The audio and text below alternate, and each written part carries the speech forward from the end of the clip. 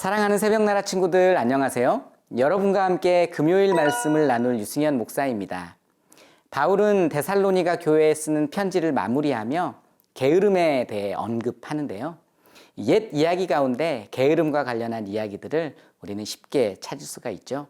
아마 우리 인간이 게으름의 유혹 가운데 살아가는 존재이기 때문일 겁니다. 가장 잘 알려진 이야기 중에 소가 된 게으름뱅이라는 이야기가 있어요. 일하기를 싫어하는 게으름뱅이 남자가 길을 가다가 소의 탈을 만드는 노인을 만나게 되는데요.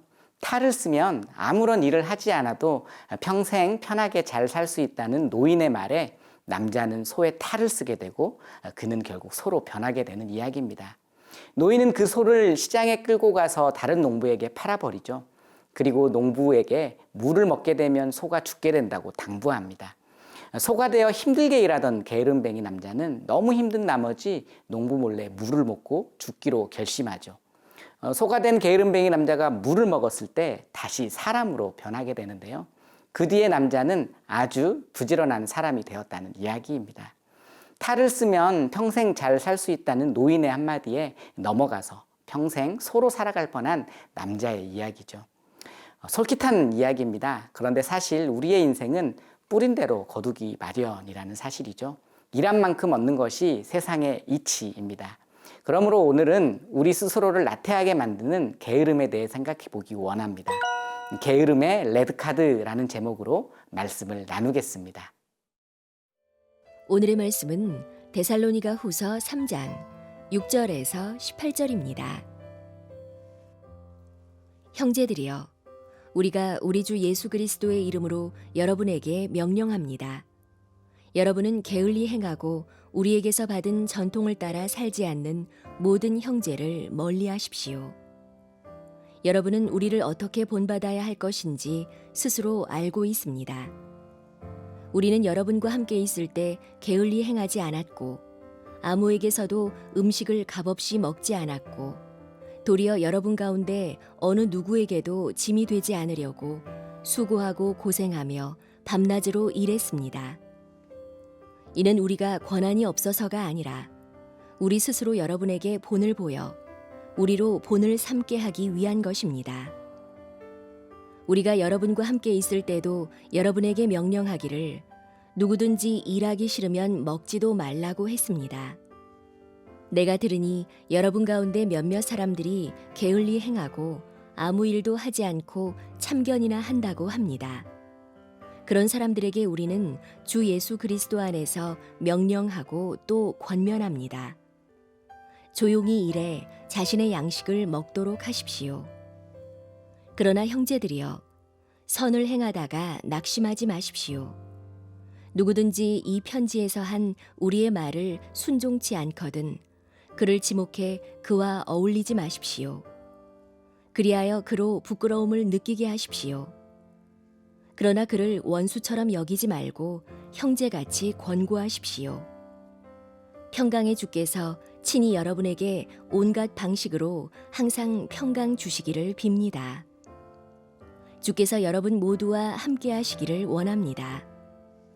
나 바울은 친필로 문안합니다. 이것이 모든 편지의 표가 되므로 내가 이렇게 씁니다. 우리 주 예수 그리스도의 은혜가 여러분 모두와 함께 하시기를 빕니다. 데살로니가 교회 안에는 아무런 일도 하지 않고 게으르게 살아가던 사람들이 있었던 것 같습니다. 그들은 주님의 재림이 임박했다는 잘못된 확신에 빠져서 현실의 의무와 책임을 저버리며 살고 있는 것 같아요. 이제 주님이 다시 오실 테니 아무것도 하지 않아도 된다고 여긴 거죠. 사도 바울은 그런 사람들을 향해서 다음과 같이 말하는데요. 6절 말씀을 읽어보겠습니다. 형제들이여, 우리가 우리 주 예수 그리스도의 이름으로 여러분에게 명령합니다. 여러분은 게을리 행하고 우리에게서 받은 전통을 따라 살지 않는 모든 형제를 멀리 하십시오. 바울은 게으른 사람들을 멀리하라고 말하는데요. 개역 개정 성경에는 멀리하라가 떠나라는 단호한 표현으로 번역되어 있습니다. 그들을 가까이 하지 말고 관계를 단절하라는 의미죠. 경고를 뛰어넘는 레드카드, 즉 퇴장 명령입니다. 당시 데살로니가 교회 성도들은 정기적으로 모여 함께 식사를 하는 시간을 가졌다고 하는데요. 각자 삶의 현장에서 수고하고 땀 흘려 일한 후에 각자 음식을 가져와 함께 식사를 나누는 훌륭한 전통이었습니다. 식탁 교제는 공동체를 세워가는데 좋은 도구인데요. 교인 중에는 일을 하지 않는 사람들이 음식을 가져오지도 않고 먹기만 하는 일이 발생하는 겁니다. 그러다 보니 공동체 안에 갈등이 생기고 혼란스러운 상황이 생겨난 것 같아요. 바울은 이런 사람들을 향해서 누구든지 일하기 싫으면 먹지도 말라라고 경고하는 것이죠. 사랑하는 새벽나라 친구들, 하나님께서 우리에게 원하시는 것은 주어진 삶에 최선을 다해 수고하고 노력하여 얻은 열매를 통해서 그 하나님께 영광을 돌리는 것이죠. 그런데 우리의 모습은 어떤가요? 어떤 친구들은 교회를 섬기고 예배를 섬기는 일에만 몰두한 나머지 세상의 일에는 무관심하고 나태할 수 있습니다. 반면에 어떤 친구들은 하나님을 섬기고 예배하는 일에는 무관심하고 나태하지만 세상의 일과 성공에만 관심을 가지고 살아갈 수 있어요. 우리의 모든 삶이 하나님께서 맡기신 것이라는 관점에서 볼 때 하나님을 섬기는 것과 세상에 속한 모든 일이 다 소중합니다. 어떤 일을 하느냐보다 어떤 태도를 가지고 있느냐가 더 중요한 것이죠.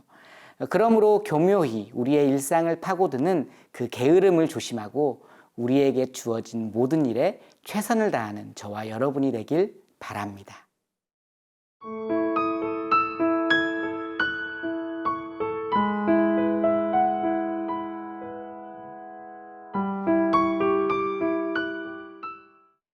히브리어에 아바드라는 단어가 있습니다. 경작하다, 노동하다, 예배하다라는 복합적인 뜻을 가지고 있는데요. 이 단어를 통해 경작하고 노동하는 것이 예배 드리는 것이라고 우리는 이해할 수 있죠. 땀 흘려 수고하고 하나님의 영광을 위해 일하는 삶, 곧 예배자의 삶입니다. 그래서 바울은 데살로니가 교인들이 예배자의 삶을 살아가길 원하는 마음으로 그들을 축복하는데요. 16절 말씀 읽어보겠습니다. 평강의 주께서 친히 여러분에게 온갖 방식으로 항상 평강 주시기를 빕니다. 주께서 여러분 모두와 함께 하시기를 원합니다. 바울은 주님께서 데살로니가 교인들에게 때마다 일마다 평강을 주시길 원한다고 말하는데요. 여기에서 주목할 점은 평강을 주시는 분이 바로 우리 주님이라는 사실입니다. 평강이라는 단어는 헬라어 에이레네로 결합하다의 의미가 담겨 있는데요. 평강은 어떤 노력이나 행위를 통해 얻을 수 있는 것이 아니라 예수 그리스도와 함께 할 때만 누릴 수 있는 축복입니다. 사랑하는 새벽나라 친구들, 예수 그리스도는 우리에게 평강을 주시기 위해 이 땅에 오셨습니다. 예수님이 이 땅에 오셔서 십자가에 달려 죽으심으로 우리의 대속물이 되셨기에 우리가 다시 하나님과 화평을 누리게 되었고 하나님과의 관계를 회복하게 된 것이죠. 그래서 구원은 우리에게 선물로 주어진 것입니다. 사랑하는 여러분, 그리스도께서 주시는 평강은 세상이 우리에게서 결코 빼앗을 수 없는 것이에요. 세상이 우리에게 어떤 방법으로도 줄 수 없는 바로 그 축복임을 기억하시기 바랍니다. 오늘 하루 나를 구원하신 주님과 함께 동행하며 주어진 모든 일에 감사함으로 최선을 다하는 저와 여러분이 되길 바랍니다. 기도하겠습니다.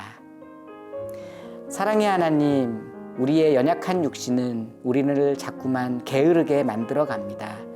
우리가 하나님께서 주신 삶에 최선을 다하는 하나님의 사람 되게 하시고 주님의 평강 가운데 살아가게 하여 주십시오. 예수님 이름으로 기도합니다. 아멘.